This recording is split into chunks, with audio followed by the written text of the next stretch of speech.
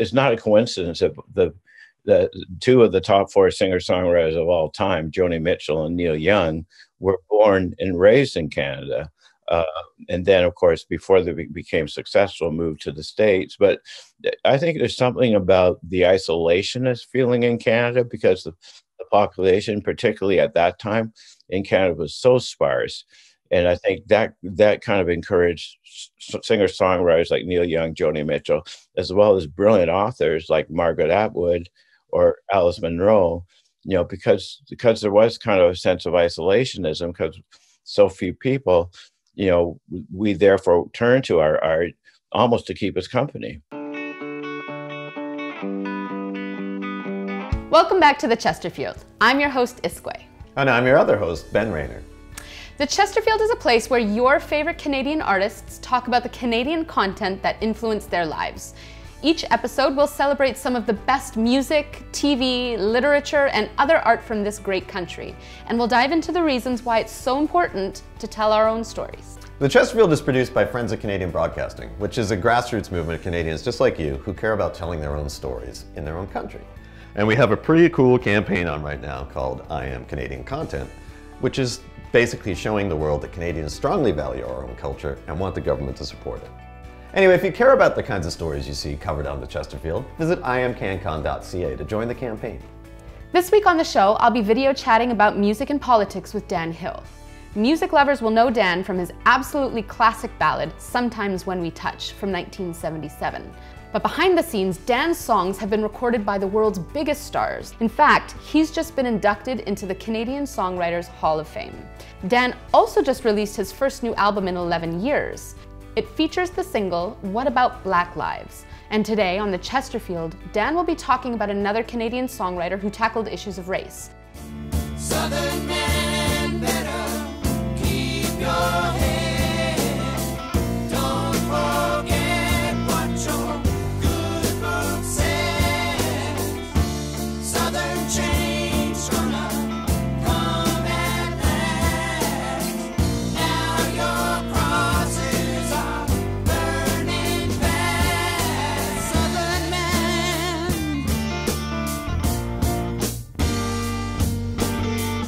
I'm a little jealous that you got to do this one because I think Dan Hill would have been a very cool customer to talk to.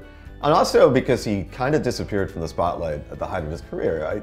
He's a bit of an enigma too. Yeah. Was it a good one? Oh, it was so fascinating. And he was extremely fascinating and so kind and insightful. And there was something about the conversation that really left my heart feeling full. Also, as a bit of a Neil Young obsessive, and by a bit of a Neil Young obsessive, I mean a total and complete Neil Young obsessive, I think that's an interesting avenue of conversation to pursue with Dan, because Neil Young's music has always had, a stake in politics, dating back to his days in Crosby, Stills and Nash. Absolutely. A little tidbit about myself, just to throw in here.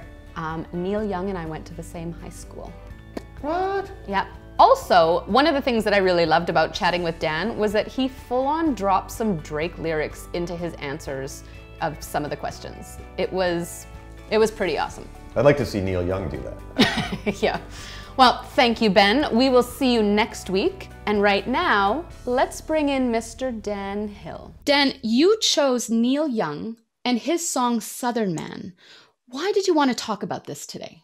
Well, I think what's really fascinating is that, in a sense, Neil Young got in a songwriting shootout with Leonard Skinner, because Neil Young first writes and records and releases Southern Man, whereupon he's talking about the South, the American South, being incredibly racist, reprehensibly so. Mm-hmm. He nails them on this, and then Leonard Skinner, who was a kind of a white elitist band, got mad at Neil Young, and then they wrote and recorded a hit called Sweet Home Alabama, right, whereby they're saying to Neil Young, we don't need you around here, mind your own business, that kind of stuff. To which Neil Young responds with a song called Walk On, right, where he's saying, I hear people, putting my name down. Then he says, sooner or later, it all gets real, walk on. So advantage Neil Young. Yeah, kind of like an old school rap battle, but with guitars. Exactly. That's a perfect comparison. Yeah. So what do you remember about hearing this song for the first time, and how did it make you feel? Well, the first time I heard Southern Man, I was tremendously moved. Mm. He was talking about everything, writing about everything that, of course, I was more than aware was going on, not just in the American South, but pretty much everywhere. But I was very impressed and it's an incredible song. He's an absolutely brilliant singer-songwriter. Yeah. But the fact that he took this issue on, well, that wasn't happening very often with singer-songwriters at the time. I was tremendously moved. Leonard Skinner's reaction, well, this I will say, even though they were totally wrong and they were kind of a white supremacist, they did come up with a really great record. But the great thing is, again, it's a songwriting shootout. Then Neil Young comes back with Walk On, which is even better than Southern Man. Right. And so it's a very fascinating phenomenon to watch and to listen to. You and Neil Young both played regularly at a legendary Toronto club called the Riverboat. Yes, Joni Mitchell went through the Riverboat, Bruce Cockburn, Gordon Lightfoot. We also went through a club in New York called the Bitter End. Okay. Where, Bob Dylan first performed there, Neil Young, Gordon Lightfoot. So yeah, I was following in the tradition of playing both the Riverboat in Toronto, starting when I was 19 to selling out shows at the Bitter End in New York by the time I was 21. So yes, we all kind of went through similar journeys as we kind of clawed and fought our way to the top. Right. Now, Phil Oakes wrote his protest ballad Changes at the Riverboat. I'm curious how political the folk and rock scene in Canada was at the time. Well, very good question. Well, Gordon Lightfoot, one of my heroes, and again, I would say in the top 4 greatest singer-songwriters of all time, wrote and released an incredible record called Black Day in July in the wake of the riots in Watts. And again, the riots in Watts were because all the black people in LA knew that Sam Cooke had been killed by someone in the government. So Black Day in July, absolutely incredible song. Was anything else like at that time written like that? Well, definitely Bob Dylan. He definitely wrote some incredible songs that address this issue. Beyond Bob Dylan and Gordon Lightfoot, absolutely black artists, R&B artist bands, yes, they addressed it all the time. But in Canada at that time, first of all, due to racist immigration laws, there are very few black people here. Right. So I can't think of any other singer-songwriter, entertainer that was addressing the systemic racism that was upon everyone other than Gordon Lightfoot. Right. So now, why do you think a Canadian like Neil Young wanted to make a statement about American racism in the 60s? Well, because Neil Young is unbelievably sensitive, incredibly aware, and smart as the Dickens. He's living in America at the time. He moved to America, before he became famous, actually. So he was seeing it all up close and personal. Yeah. And his father was one of the best authors in the world, Scott Young.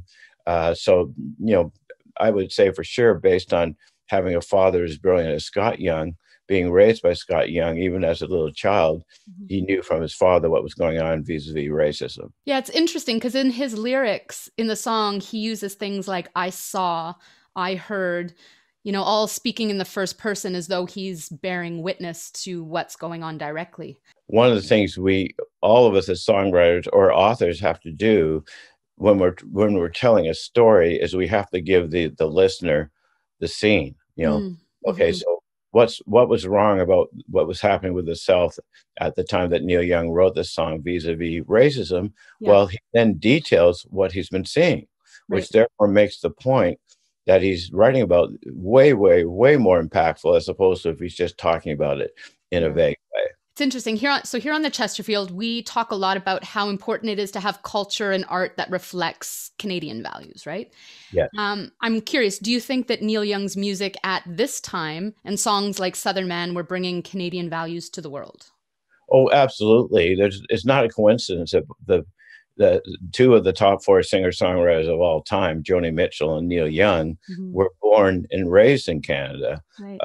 And then, of course, before they became successful, moved to the States. But I think there's something about the isolationist feeling in Canada because the population, particularly at that time in Canada, was so sparse. And I think that kind of encouraged singer-songwriters like Neil Young, Joni Mitchell, as well as brilliant authors like Margaret Atwood or Alice Munro, you know, because there was kind of a sense of isolationism because so few people, you know, we therefore turn to our art almost to keep us company. It's interesting because all of these, you know, I can't help but notice that all of these people that have reached such global success are white. And now you yourself, you've written many hit songs that have gone around the world. What does it mean to you as a Canadian and as a mixed person to achieve such global success? Well, I feel really, really lucky, fortunate. Yeah, I was lucky, you know, brilliant parents. Sorry. So, so we all inherited, this absolutely brilliant DNA, right? And also parents that were iconoclastic. So they were always nailing the nonsense and the lies that the media was spewing out. And then, you know, my brother and I both, and my sister, were writing like crazy by the time we were 5. Now, I have to say that Rick James, the late Rick James, spent a lot of time in Toronto playing a club called the Minor Bird, which incidentally Neil Young played at the same time in Yorkville before Rick James moved to the States. Again, given to the racist immigration laws, there just weren't very many Black people that were entertainers and artists. The big example, except for, of course, the great Oscar Peterson, right?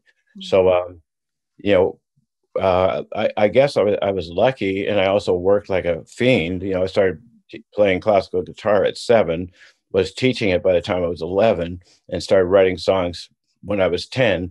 At 10, you don't write songs about girls because that's too wimpy. So I was writing songs about our cat, Smokey. After having been a songwriter for decades in the music business, what role do you think songwriters have in politics today? Well, you know, if we are somewhat well known, we have a platform. Right. So, you know, therefore, when Drake and The Weeknd call out the Grammys for being racist, because The Weeknd, though he thoroughly outsells his Caucasian competitors, but is snubbed at the Grammys, you know, when The Weeknd and Drake talk about this, Drake got so mad that he refused to even let one of his albums be nominated for a Grammy because he knew the Grammys were fixed and racist. So when they say this, you know, the whole world hears.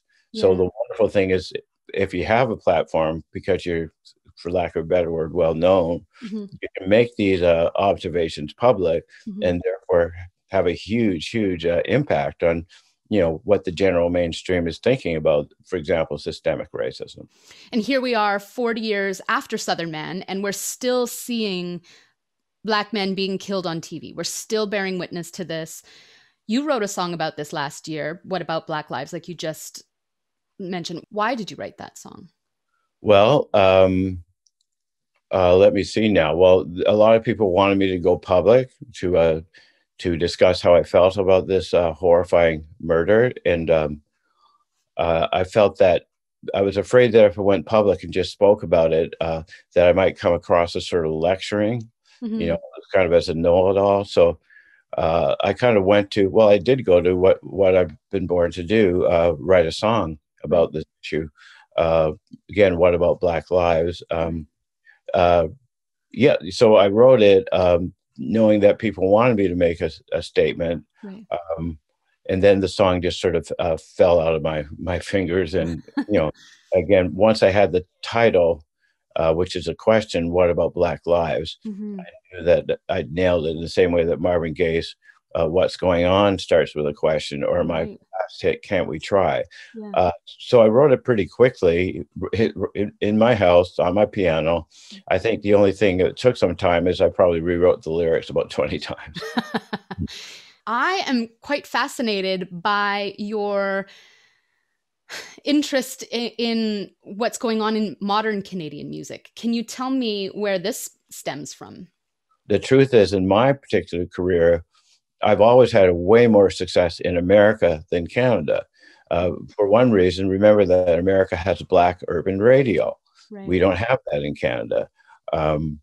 So that gave me a platform where my singles could hit Black urban radio and then cross over into pop. And also in Canada, unlike America, there was no history or precedent of Black artists, songwriters. I was doing that stuff because, I was raised on Black music, loved it. I did, so I was very vulnerable and passionate, but the people that were like me were all Americans, like, say, Lionel Richie, Right. Marvin Gaye, Smokey Robinson, Brian McKnight now, or John Legend. So it was actually kind of a lonely time for me in '73 when I first started banging out records, because there was no one else that I knew that I could kind of relate to. That being said, again, it's incredible now, given that Drake and The Weeknd have conquered the world. Well, I can safely say that we are very happy that you stayed in Canada. Oh, thank you. I've never ever wanted to leave Canada, and nor will I ever. Oh, well, wonderful. Dan, thank you so much for being a part of the show today. This has been really insightful, and it's interesting. I'm also a mixed person. I am Indigenous on my mother's side and Caucasian on my biological father's side. And I can absolutely relate to so many of the stories of what you're saying, because there are so many parallels that are drawn between our Black brothers and sisters and our Indigenous brothers and sisters. So thank you so much for your honesty and your compassion and your passion for community. It's extremely inspirational. Well, thank you so much for your time. I can't wait to Google and download and stream your music. Really look forward to that. Ekosene. Thank you so much. My pleasure.